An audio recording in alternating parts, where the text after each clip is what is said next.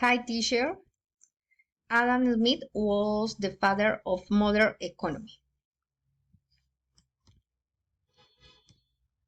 He was born in the year 1723 in Kirkcaldy, Scotland. He received scholarship in University Glasgow and University Oxford. He was the important philosopher and teacher. Smith spoke in his conference were about ethics, natural theology, jurisprudence, economic policy, and recognized for it.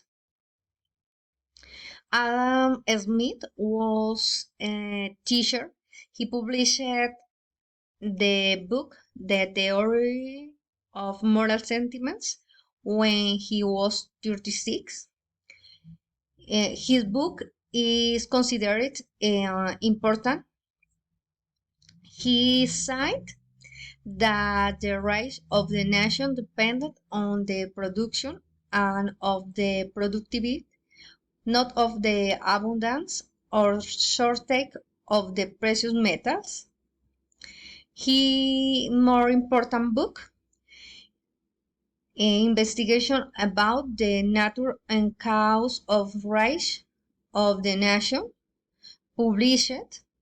Smith side topic in the mainly social divide of the world, use of the cash, the price of property, the salary of the workers, benefits of the shareholders, the rent of the yard, fluctuation of the value,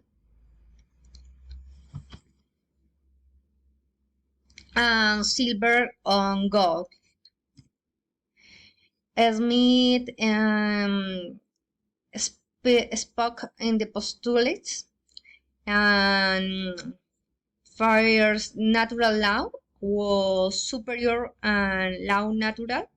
He said the economy was governed beforehand, state should not have intervention in it, and balance in the society because the year benefits all the others. Smith said that everything for us and nothing for the other was apparently the most abominable of the master of humanity in all the age of the world.